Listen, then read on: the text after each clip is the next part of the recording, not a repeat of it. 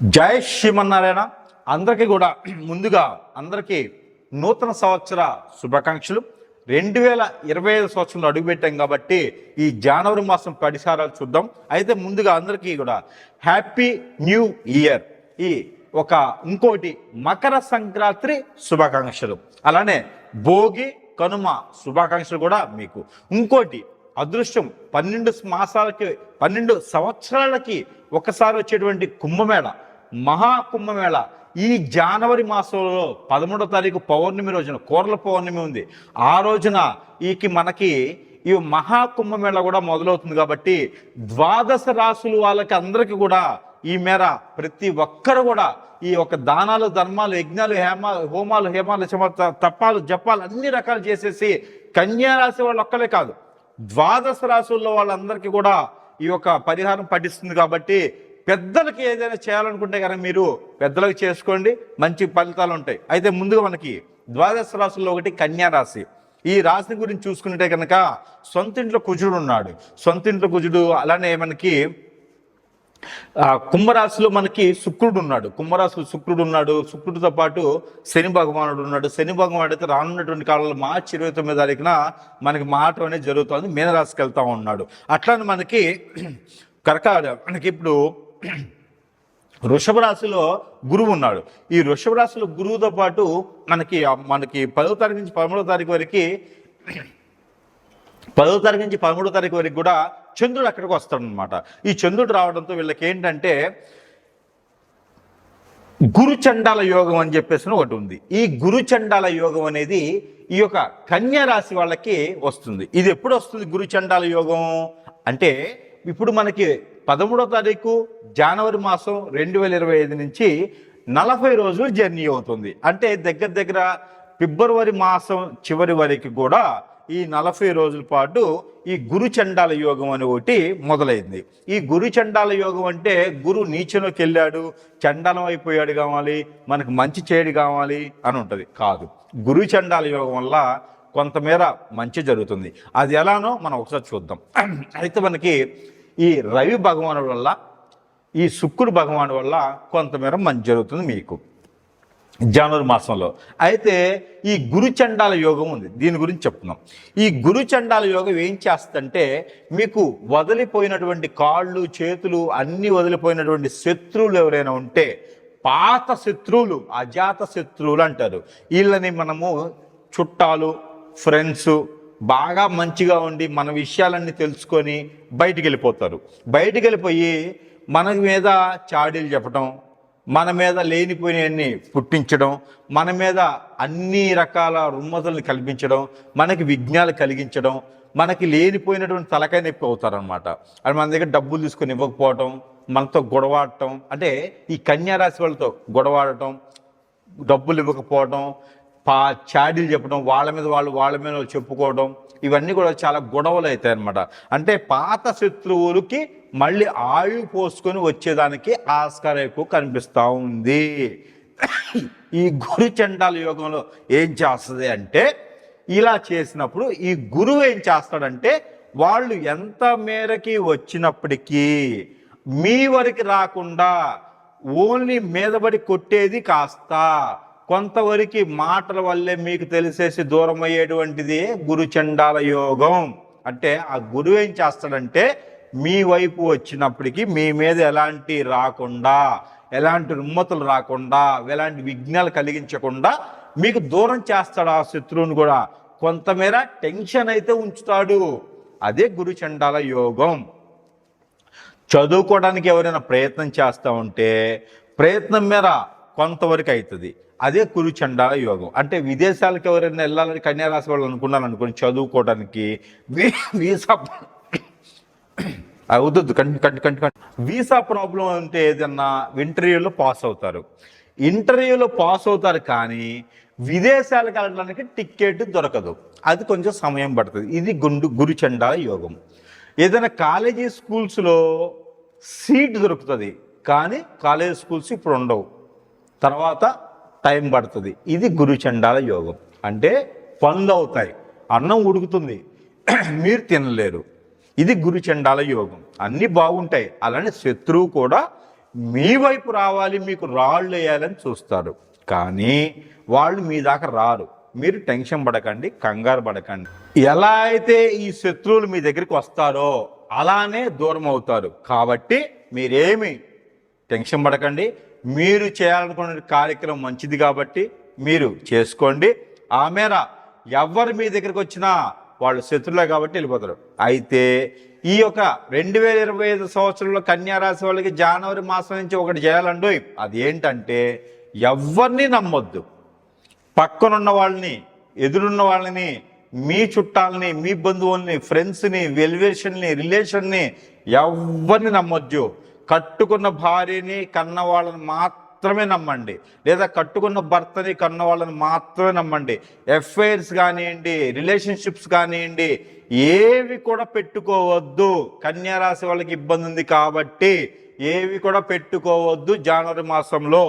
ఈ జనవరి మాసంలో ఏవైతే రుమ్మతులు ఉంటాయో ఇవన్నీ కూడా తొలగిపోవాలనుకుంటే కనుక ఒకటే భార్య, ఒకటే భర్త అనేలా ఉండండి. రిలేషన్షిప్ కానీ ఇలాంటి మెయింటెనెన్స్ చేసేదానికి కానీ, కొత్తగా ఉన్న పటాయించాలని కానీ, ఏదన్నా గురువు దొరికాడు, ఆ గురువు ఏదో హిప్నటిజం మందిస్తున్నాడు, లేదా మార్చుకోవడానికి మందిస్తున్నాడు, ఆ అమ్మాయికి పెట్టాలి, ఆ అబ్బాయికి పెట్టాలి, పటాయించుకోవాలి, ఆస్తులు రావాలి, ఇలాంటివి చూడకండి. వాటి ద్వారా ఇబ్బంది పడేదానికి ఆస్కారం ఉంది కాబట్టి అవన్నీ కూడా మీకేం పనించవు. కష్టపడండి, పని చేయండి. ఇదొక్కటే నినాదం పెట్టుకోండి. మీరు కష్టపడినటువంటి డబ్బుతో, మీరు కష్టపడినటువంటి ఆస్తితో, మీరు కష్టపడినటువంటి సంపాదనతో మాత్రమే ఏదైనా పెద్దలకు చేయండి.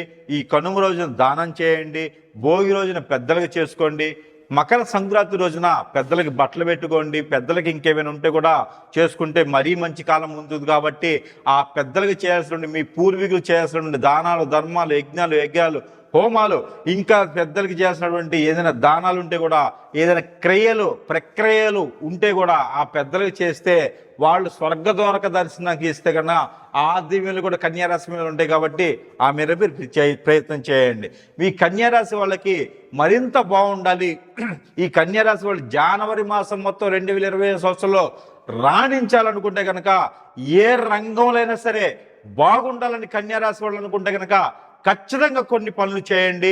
ఆ ఒక చిన్న పనులే పెద్ద ప్రయోజనాలు ఉంటాయి. కాబట్టి ఈ యొక్క ఏదైతే మనకి వచ్చేటువంటి 13వ తారీఖు పౌర్ణమి రోజున, జనవరి 11వ తారీఖు పౌర్ణమి 2025 తారీఖున వచ్చేటువంటి ఏదైతే కుంభమేళ, మహాకుంభమేళ ఉందో, ఈ మహాకుంభమేళ 40 రోజులు ఉంటుంది.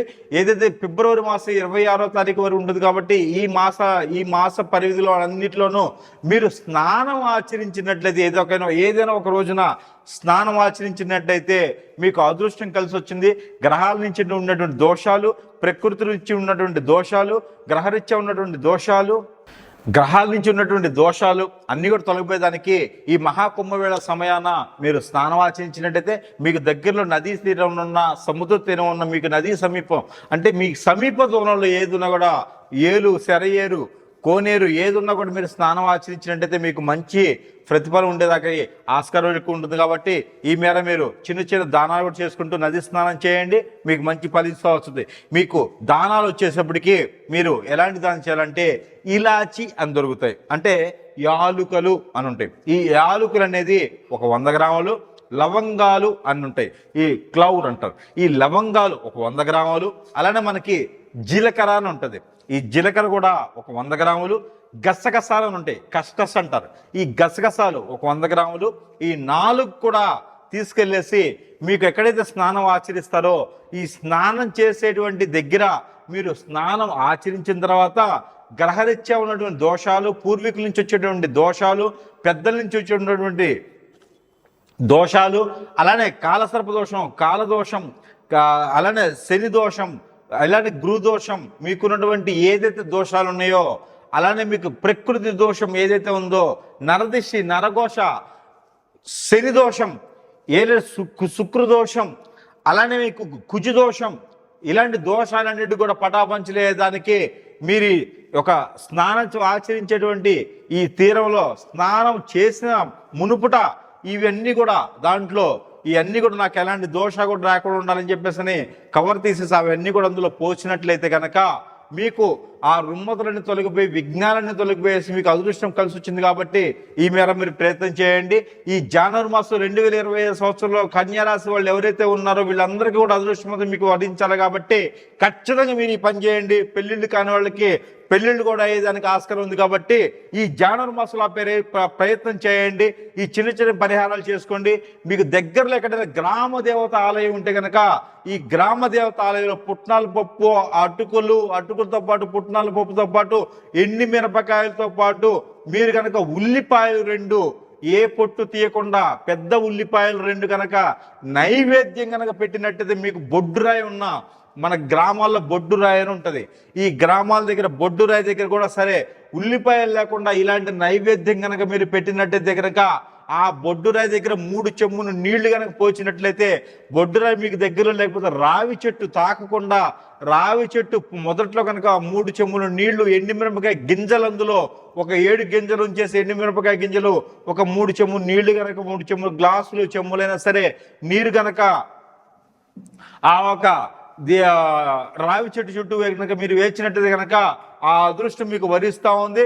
పెద్దల నుంచి వచ్చేటువంటి దోషాలన్నీ కూడా మీకు పటాపంచలేసి పెద్దల నుంచి ఉన్నటువంటి ఆ ఒక రోగాలు రిప్పులు దోషాలన్నీ కూడా మీకు పటాపంచలేదానికి ఆస్కారం ఉంది కాబట్టి ఈ జనవరి మాసంలో పని చేయండి. మీకు దగ్గర ఉన్నటువంటి హరిదాస్ కానీ బ్రాహ్మణోత్తముడు కానీ అలానే మీకు సమీప దూరంలో ఉన్నటువంటిది ఏదైనా ఆలయం ఉంటే కూడా ఈ ప్రవర్తన చేయండి.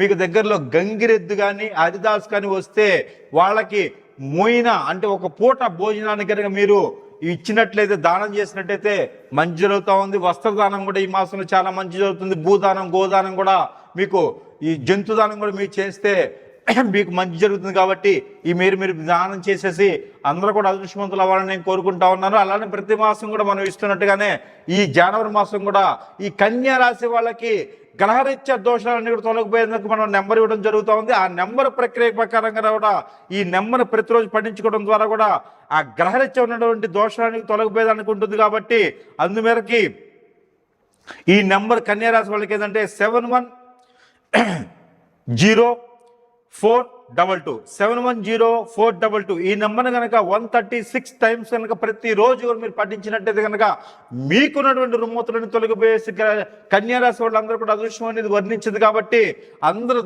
ఆ ఒక దైవత దేవతలు కూడా ఈ యొక్క మహా కుంభమేళలో స్నానవాచించడానికి వస్తారు కాబట్టి ఆయా తేదీల్లో ఆ రోజుల్లో కనుక 6 సార్లు ఏదైతే 26 ఫిబ్రవరి అలానే మనకి 13వ తారీఖు 14వ తారీఖు అలానే మనకి ఏ తారీఖులు అంటే 13, 14 జనవరి మాసం 29వ తారీఖు కూడా జనవరి మాసం అలానే 3వ తారీఖు 12వ తారీఖు 26వ తారీఖు ఫిబ్రవరి మాసంలో కనుక స్నానం ఆచరించినట్టయితే దీన్ని రాజా స్నానం అని అంటారు.